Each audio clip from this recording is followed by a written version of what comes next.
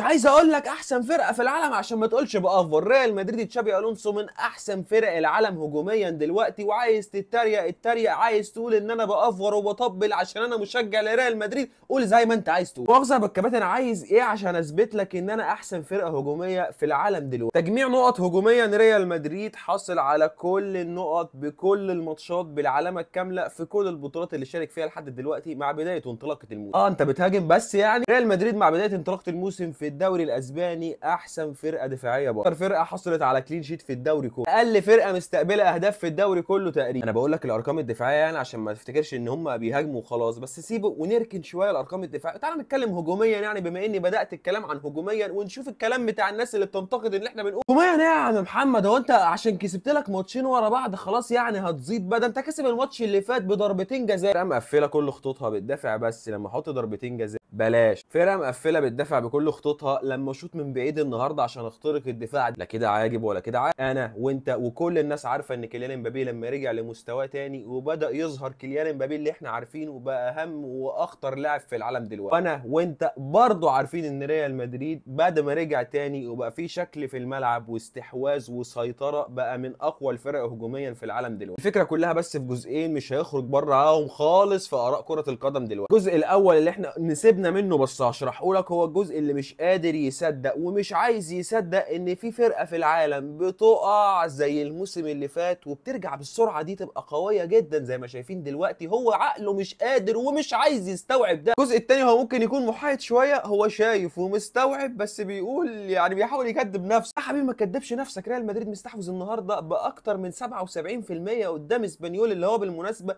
ثالث الدوري الاسباني. ثالث يعني اسبانيول ده لو كنا اتعثرنا قدامهم النهارده وبرشلونه اتعثر بكره كان هيتصدر الدوري اصلا بقى. ريال مدريد شايط 16 شوطه منهم 5 اون تارجت برضه مع تالق. والله الحارس اللي دخل فيه كورتين من بعيد ده شايل كور مهمه. هو اكيد يعني مش هيتشاط 5 كور على المرمى والراجل ده ما يشيل. ملاحظ حاجه؟ مش ملاحظ برضه ان ريال مدريد اللي كسب بضربتين جزاء الماتش اللي فات كان برضه عامل نفس القصه دي قدام حارس كان متالق؟ ريال مدريد مسيطر، ريال مدريد بيوصل، ريال مدريد بيشوط، ريال مدريد قوي جدا جدا جدا هجوميا، وانت مش عايز تصدق، مش حابب تصدق، بس ده مش هيبقى بمزاجك.